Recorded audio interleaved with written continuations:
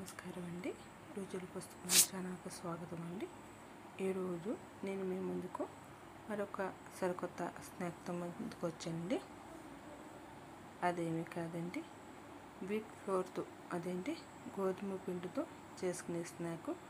చాలా హెల్తీగా, టేస్టీగా, అమ్మీగా ఉంటుందండి. ఈ మాన్సూన్ సీజన్కి పర్ఫెక్ట్ రెసిపీ అండి. దీనికోసం ముందుగా ఒక బౌల్లోకి ఒక కప్పు వీట్ ఫ్లోర్ తీసుకోవాలండి. గోధుమ పిండి 2 స్పూన్ల నెయ్యి కానీ ఆయిల్ కానీ వేసుకోవాలండి. పించ్ ఆఫ్ సాల్ట్ వేసుకుని బాగా కలుపుకోవాలండి. కలుపుకున్న తర్వాత దానికి తగ్గ వాటర్ వేసుకుని మనకి ఒక డౌ మనకి చపాతీ పిండి వచ్చేలాగా కలుపుకొని దాని మీద కొంచెం ఆయిల్ వేసుకుని ఆ పిండి ముద్దని చెప్పి డ్రై అవ్వకుండా బాగా గ్రీస్ చేసుకొని ఆ పిండి ముద్దని 15 నిమిషాలు పక్కన పెట్టుకోవాలండి. ఇప్పుడు ఒక పాన్ తీసుకోవాలండి. ఆ పాన్లోకి ఒక పెద్ద ఆనియన్ అండి లైట్ గోల్డెన్ కలర్ వచ్చేదాకా ఫ్రై చేసుకోవాలి. అవునండి, 1 టేబుల్ స్పూన్ ఆయిల్ వేసుకుని లైట్ గోల్డెన్ కలర్ వచ్చేదాకా ఈ ఆనియన్స్ అనేది వేడి చేసుకోండి. వేడి చేసుకున్న తర్వాత ఇప్పుడు ఒక పక్కన పెట్టుకుని ఒక బౌల్ తీసుకోవాలండి. అందులో 1 స్పూన్ చిల్లీ ఫ్లేక్స్ అండి, 2 ఉడికిన బంగాళదుంపలు వేసుకుని బాగా మ్యాష్ చేసుకోవాలి. అంటే బాగా చిలుముకుని కలుపుకోవాలండి. ఈ కలుపుకున్న తర్వాత ఇందాక మనం గోల్డెన్ కలర్లో ఫ్రై చేసి పెట్టుకున్న ఆనియన్స్ని ఇందులోకి మిక్స్ చేసుకోవాలండి. మిక్స్ చేసుకుని బాగా కలుపుకోవాలండి. కలుపుకుని ఇందులోకి మన టేస్ట్కి తగ్గ సాల్ట్ అనేది వేసుకుని బాగా కలుపుకొని అందులో కొంచెం కొత్తిమీర అండి, ఒక పావు కప్పు వరకు కొత్తిమీర దాన్ని వేసుకోవాలి. వేసుకుని దీన్ని కూడా బాగా కలిసేలాగా మిక్స్ చేసుకోవాలండి. మిక్స్ చేసుకుని ఇది పక్కన పెట్టండి. ఇందాక 15 నిమిషాల పాటు పక్కన పెట్టినటువంటి పిండిని 1 నిమిషం పాటు బాగా మెదుపుకోవాలండి.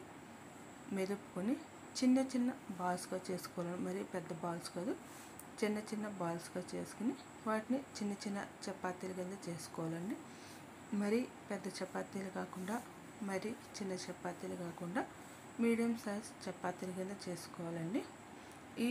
ఇలాగా ఆ పిండితో మొత్తం చపాతీలన్నీ చేసుకుని పక్కన పెట్టుకుని ఇప్పుడు ఒక పెనం తీసుకునండి స్టవ్ మీద.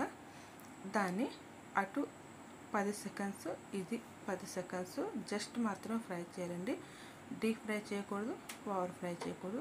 జస్ట్ ఎలా అండి వేసుకున్న తర్వాత ఆ రోటీ మీద టమోటా సాసు లేదా టమోటా కెచప్ అనేది అప్లై చేసుకోవాలి. వేసుకుని మీకు నచ్చినటువంటి చీజ్ అనేది ఒక సైడ్కి గ్రేట్ చేసుకోవాలండి.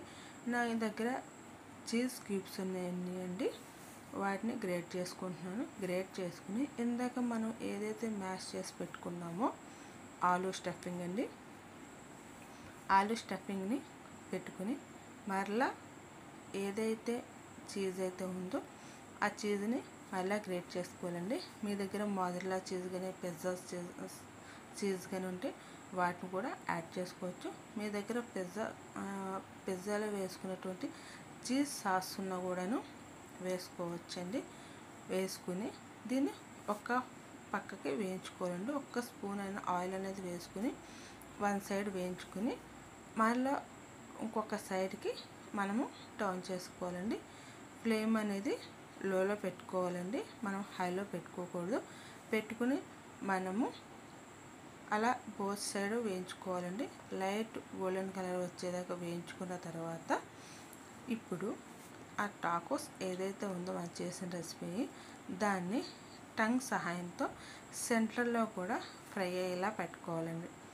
ఫ్రై అయ్యేలా పెట్టుకుంటే మనకి ఆల్మోస్ట్ అని మనం చేసుకునే స్నాక్ అనేది రెడీ అయిపోద్దండి. ఇలాగే మిగిలిన వాటిని కూడా చక్కగా చేసుకుని చీజ్ అనేది వేసుకుని మనము మైనీస్తో కానీ లేకపోతే అలా ప్లెయిన్గా తిన్నా బాగుంటుందండి, చాలా బాగుంటుంది. లేదా టమాటా కెచప్తో తిన్నా కూడా చాలా బాగుంటుందండి. ఒకసారి ఈ డిఫరెంట్ రెసిపీ అనేది మీరు ట్రై చేయండి, తప్పకుండా మీకు నచ్చుతుందండి. అలాగే లైక్ చేయండి, షేర్ చేయండి, సబ్స్క్రైబ్ చేయండి. మరిన్ని వీడియోస్ కోసం నా ఛానల్ని మీరు చూస్తూనే ఉండాలండి. అలాగే నా వీడియో చూసినందుకు మీకు థ్యాంక్స్ అండి.